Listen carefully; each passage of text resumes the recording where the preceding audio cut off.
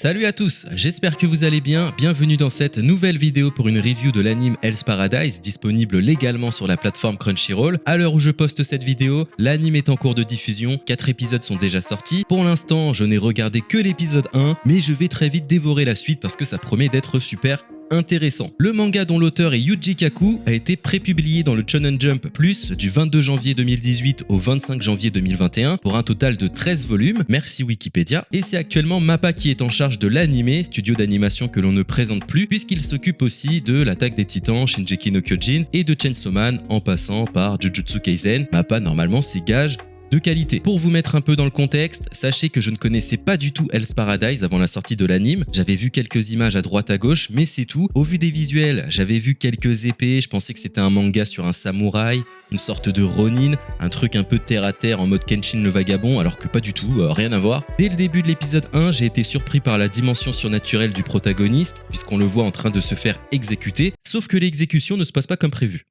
Voilà. En même temps, j'ai jamais vu un protagoniste se faire tuer dès les premières secondes d'un épisode 1, donc je me doutais bien que ça allait pas se passer comme prévu. On apprend que le protagoniste s'appelle Gabimaru, que c'est un ninja issu du village d'Iwakagure, a priori un village assez spécial puisqu'on y apprend l'art de l'assassinat. En plus de ça, on apprend aussi qu'il est possible d'obtenir des pouvoirs surhumains si on survit aux différents entraînements. Pour l'instant, on n'a pas plus d'informations concernant ces entraînements, mais il justifierait les capacités exceptionnelles de Gabimaru. Ensuite, on a tout un tas de tentatives d'exécution qui s'enchaînent, toujours sur notre protagoniste. Toutes les tentatives échouent, Gabimaru semble immortel, et c'est particulier parce que jusque-là, tu regardes l'anime sans vraiment trop comprendre ce qu'il se passe. T'as juste un mec qui semble totalement invincible, qui survit à chaque tentative d'exécution, il est fait prisonnier par une autorité dont on ne connaît même pas l'histoire, et d'ailleurs Gabimaru, on sait même pas pourquoi il est prisonnier.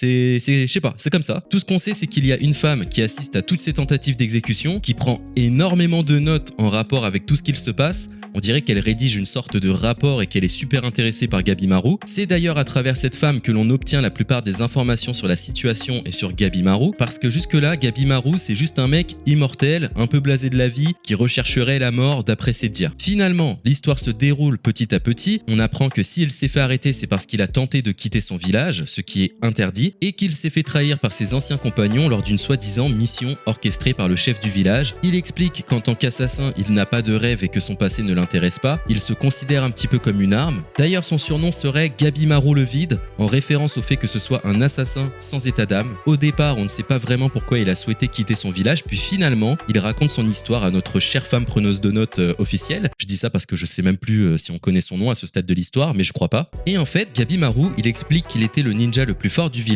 que sa valeur a été reconnue par le chef du village et que pour ça, le chef a décidé de lui offrir sa propre fille en mariage. Au début, il nous présente la situation de façon à nous laisser penser qu'il en avait rien à faire, que cette fille le gênait plus qu'autre chose. Puis nous arrivons à la dernière tentative d'exécution, cette fois-ci menée par notre preneuse de notes officielle, qui se trouve être en réalité une femme issue du clan Yamada, des exécuteurs testeurs de l'âme de génération en génération, capables apparemment de trancher une tête d'un seul coup. Ce que j'en retiens, c'est que le clan Yamada sont des sabreurs d'exception, tout ça pour dire que cette femme est largement plus puissante qu'un sabreur classique, en théorie. Tout de suite, Gabimaru comprend que cette fois-ci, il va peut-être y laisser sa peau malgré sa résistance exceptionnelle. Tu sens que le mec, ça y est, il commence à transpirer un petit peu. La femme du clan Yamada, qu'on va continuer à appeler la preneuse de notes officielle, commence à dégainer sa lame et attaque Gabimaru qui esquive chacun des coups. Et là, la Yamada, la preneuse de notes, elle se moque un peu de Gabimaru, elle lui dit « Pour quelqu'un qui joue les personnes vides et sans objectif, tu m'as l'air quand même de bien t'accrocher à la vie. » La preneuse de notes officielle, elle avait vu clair en notre protagoniste. En réalité, notre héros ne veut pas mourir car il a une raison de vivre. Ce n'est autre que sa femme, la fille du chef du village qui avait été offerte en mariage. Gabimaru se remémore tous les souvenirs qu'il a avec elle et on réalise que finalement, il est attaché à elle, qu'il l'aime, au point d'avoir voulu abandonner son poste d'assassin pour mener une vie paisible avec elle. Il a souhaité quitter le village d'Iwakagure pour offrir à sa femme la vie qu'elle méritait et la libérer de l'emprise du chef du village. Sauf que, bon, tu l'as compris, mais ça n'a pas plu au chef du village qui a secrètement orchestré l'arrestation de Gabimaru. Et c'est là que ça devient super intéressant, car au-delà des assassinats, des tentatives d'exécution et de toute la violence qui se dégage de l'anime, on se rend compte que finalement, ce qu'on nous raconte, c'est une histoire d'amour. Finalement, l'objectif de notre héros,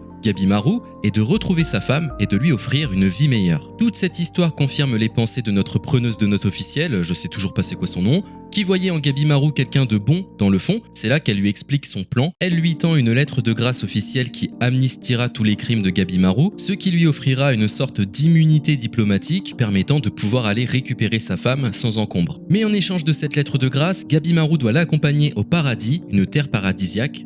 Oui, c'est le paradis, où l'on peut trouver un élixir d'immortalité, mais ces terres sont étranges et inconnues, et toute personne s'y étant aventurée est revenue morte avec un sourire étrange figé sur le visage et le corps transformé en fleurs. Depuis le début, cette femme du clan Yamada était en réalité intéressée par Gabimaru en tant que candidat pour une nouvelle expédition, notamment grâce à sa résistance exceptionnelle et ses compétences d'assassin d'élite. Notre héros voit ici l'occasion de pouvoir retrouver sa bien-aimée, c'est ainsi qu'il accepte d'accompagner la femme du clan Yamada dans cette aventure. Honnêtement, j'ai trouvé cet épisode 1 super intéressant, c'est une belle entrée en matière, l'animation est super soignée, les personnages ont l'air complexes et l'histoire intrigante. Au niveau des musiques, c'est correct, mais j'ai pas le souvenir d'une musique marquante. En même temps, on est qu'à l'épisode 1, j'attends de voir la suite, tranquille. J'aime bien les univers où il reste tout à découvrir, ça fait un petit peu penser à Hunter x Hunter avec le continent caché et ses calamités. J'imagine que par la suite, la fille du clan Yamada va constituer toute une équipe pour partir explorer le paradis. Je sais pas encore quel type de danger s'y trouve, mais je vois bien un mélange d'ennemis hostiles et de climats dangereux, dans le sens où le paradis en lui-même regorge de maladies, d'animaux violents ou encore d'environnements super dangereux voire toxiques. En tout cas, c'est ce que me laissent penser les visuels, on dirait une sorte de jungle plein de fleurs, on sait à quel point les plantes, ça peut avoir des propriétés toxiques voire même mortelles. Si on rajoute à ça tout un aspect surnaturel voire paranormal, je suis curieux de voir ce que ça peut donner. Je pense que je vais avoir pas mal de surprises, mais c'est ça qui est bon. En tout cas, je trouve le concept original, j'apprécie que les motivations du héros soient l'amour et la paix de sa bien-aimée. D'une façon ou d'une autre, ça me fait penser à la quête que mène Thorfinn dans Vinland Saga, une quête de rédemption et de paix. On reste sur un message du genre, le vrai combat c'est celui qu'on évite.